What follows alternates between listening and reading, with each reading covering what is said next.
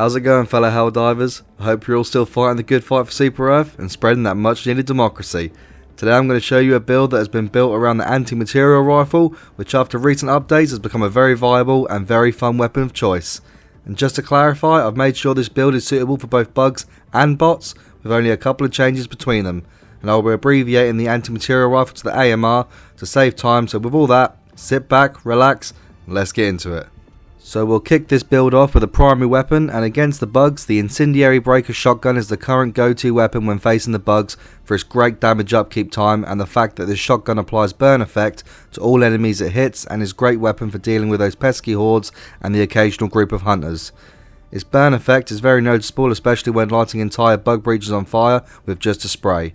The breaker can be found in the Steeled Veterans Premium War Bond and will cost you 60 medals. When facing the bots, I find the Scorcher to be the perfect primary. It's a light armor damaging plasma rifle with great accuracy and has the ability to take down medium and the occasional heavy enemy thanks to its explosive damage.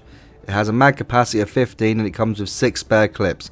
And a word of warning, you do have to pick your shots as ammo can quickly disappear if you're unloading into every target. So be sure to get into the habit of switching to your secondary weapon to deal with the weaker enemies. I was very impressed with how strong this weapon was, especially when it came to taking out the tougher enemies on the bot missions and especially the gunships. With just 2 well placed mags, you can take these out with very relative ease, and for a primary weapon to do that I find to be very impressive, so don't sleep on the Scorcher, especially when facing the Automatons. Its accuracy and its damage outweighs any other weapon in my opinion at the moment. Moving on to our secondary weapons, and it's no surprise if you're a regular watcher of the channel, you'll know that the P19 Redeemer is one of the mainstays in my bug builds.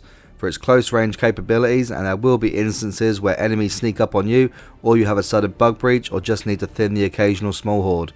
So having this machine pistol is vital, and as you all know, this secondary is amazing for taking out those annoying groups of hunters that we all hate so much.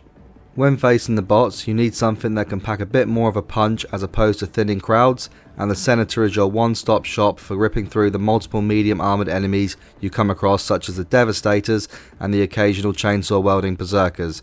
It has a damage rating of 175 and a decent fire rate for a high damage medium armour penetrating revolver, and it's the best secondary against the bots by a good distance. For your grenades, when facing the bugs, I find the Incendiary Impact Grenade to be a great addition to this build. It deals 150 explosive damage on impact and leaves a line of fire that slowly burns any bugs that walk through its area of effect. It can also be used to close bug holes, which is what we will be primarily using it for, but it's also a great weapon to use when dealing with bug breaches and choke points. You can find this grenade in the Polar Patriots War Bond which just released. For the bots, the stun grenade is a must for stopping those hulks and berserkers getting close to you and can be a great tool for locking in your targets to hit their weak spots. This is especially true when stun locking the hulks, for instance, to kill them within the 2 shots when hitting their red eye with an AMR. Onto our armour, and the armour we're going to use against the bugs is the CE74 breaker armour, which can be found in the store, or if you don't want to spend the super credits, any light armour with an engineering kit armour passive will serve you well. Having light armour always makes sense against the Terminids, as they are always trying to get close to you due to their lack of long range capabilities, so being quick and on your toes is a great way to stay alive and to also cover a lot of ground when traversing the map. The engineering kit passive, which gives you a 30% recoil reduction when crouched or prone, is great when paired with the AMR for improving your accuracy at range, and on top of that we also get to carry an additional 2 grenades, which is also very useful when closing those bug holes. A small alternative if you did want to run something a bit stronger in the armour rating department, I would recommend selecting a medium armour with the engineering passive, but be sure to select the stamina enhancement booster to offset the loss of mobility you'd lose without your light armour. For the bots, it's always wise to have a minimum of a medium armour level protection, as you will take a lot more unnecessary damage through long range fire, so having that protection that can take an extra shot or 2 goes a long way. So with that said, the DP40 Hero of the Federation is a solid armour set to run against the bots as mentioned, due to its medium armour protection and its very strong passive ability Democracy Protects, which gives you a 50% chance of not dying when taking lethal damage, which when I say this has saved my ass more times than I can count, I'm not exaggerating. And as a nice little bonus, this passive also prevents all bleeding when your chest hemorrhages. If for some reason you are looking for an alternative to the Democracy Protects passive, I'd recommend any medium armor set that has the Fortified Armor passive, which gives you the 30% recoil reduction when crouched or prone, but it goes alongside a very decent 50% resistance to explosive damage, which can also save your life when facing the bots. I just found the Democracy Protect saves me so many times more, I have to recommend it first. So before we get into those juicy stratagems that really make this build click, I would just like to thank you all for watching this so far, and if you could like this video and drop us a sub, it would really help out the channel and we can bring you even more content to keep you fully prepared to defend Super Earth. Now for the part you've all been waiting for, and what makes this AMR build really gel, is of course the stratagems. I will start my loadout for the bugs and then I will show you my separate loadout for the bots afterwards. So against the bugs, our first stratagem is of course the anti-material rifle. The AMR is such a satisfying weapon to use, and if your accuracy is decent enough, the ammo economy on the AMR is really good in comparison to other support weapons, given the amount of armoured enemies you can take out before needing to resupply. In most instances you can take out your medium armoured hive guards in one shot and your bile spewers in 3 to 4 shots. The one thing that surprised me was its amazing accuracy when firing from the hip, as I naturally assumed with no crosshairs it would be a nightmare to hit anything, but boy was I wrong, it's exactly the opposite. It's like every shot is locked on and it's amazing for clearing those medium armoured enemies that would normally eat up all of your primary ammo, but thanks to the AMR you no longer have that worry. A side note, but using the AMR made me think that it would be great if we could get different sights for our weapons in the future. It adds great customization for our builds and can change how we approach different situations when on planet. I only mention this as the AMR's sight isn't exactly the best, but it definitely needs some getting used to, but once you get used to it, it's a great weapon to use. Let me know your thoughts on different sights. Next up is the ever popular EAT-17. This disposable rocket launcher is the perfect partner to pair with the AMR, giving you the ability to call in when needed without taking up your carrying support weapon slot, and quickly take out any heavy target and then pick your AMR back up and be on your merry way.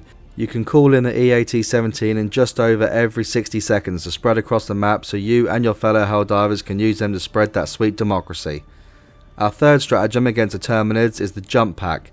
This is such a versatile stratagem and is so fun to use whilst being very effective for your gameplay. It can be used to gain high ground when sniping enemies, tagging targets or planning your next moves. It's also great in combat when you're getting swarmed or just looking to reposition, and is great for getting around quickly. Honestly, if you haven't given the jump pack a try, please try it with this build and let me know how you get on. Our last pick for the bug loadout is none other than the rail cannon strike, for when you really need those high priority targets taken out with ease. The rail cannon strike locks on automatically to the biggest target in range and is great for when you're getting heavily pressed and need an easy solution. Now that you've got your bug loadout recorded and ready to use, we'll now move on to the Automaton loadout, starting with of course the AMR. When facing the bots, the AMR in my opinion is the best support weapon for taking out multiple medium and heavy enemies with a plethora of ammo before needing to resupply. Just the ability to take down hulks with 2 well placed shots to its red eye should be enough to convince anyone to give this a try. It's great for taking out devastators and berserkers and can take on almost any enemy the automatons throw at us. Our second stratagem is the ever reliable Eagle airstrike. This will be used for taking out most objectives such as the fabricators and mortars and the occasional horde. Everyone knows this is the staple in most of my build videos for its great damage output and upkeep time, making it one of the most versatile stratagems in the game. Next up, we're also using the jump pack again for its mobility advantages, given we're using the medium armor against the bots, so we need all the speed we can get, and it's also perfect when repositioning to expose enemy weak spots and for getting higher ground to scout ahead for patrols and objectives. And before we move on to the tips and tricks section for this build, the final stratagem I use when facing the bots is the absolute must. It's the EMS mortar. When I say this mortar can really change the tide of battle, it's no joke. You place this mortar when attacking or defending objectives, or when extracting, you will always have a much easier time as it slows all enemies inside its EMP radius, making easy pickings for a well-trained sniper targeting exposed weak spots. I know that whenever a fellow Helldiver is using the EMS mortar, I am so grateful, as I know this mission is going to be so much easier and more enjoyable. Now that you all have the main build memorized and have liked the video and subscribed, I'll give my top 3 tips when running this build to see it at its most effectiveness. Tip 1. Instead of trying to panic aim at hulks charging towards you, just throw a stun at them and shoot them twice with the AMR in their front red eye for the easiest kill you'll see all game. This also goes for any other enemy you need to get a better shot on or are getting a bit too close for comfort, like those chainsaw berserkers for instance. Tip 2. The jump pack is great for manoeuvring around the slower larger enemies such as tanks to get clean shots at their exposed orange heat sinks. And tip 3, when calling down your EAT-17 launchers, be sure to destroy the holders they're deployed on. You'll see that when they're on the holders you cannot see them on your map, but as soon as the holders are destroyed or you've picked them up and dropped them, they are now tagged on the map to be seen and used later on in the mission for you and your fellow Helldivers. So what's your thoughts on the AMR, and will you be giving this build a try? If you do, please let me know how you get on, and please consider liking this video, it really helps me out. And if you'd like to see more content like this, please subscribe to the channel and be a fellow blagger. And as always, I'll see you on the battlefield. Blagger out.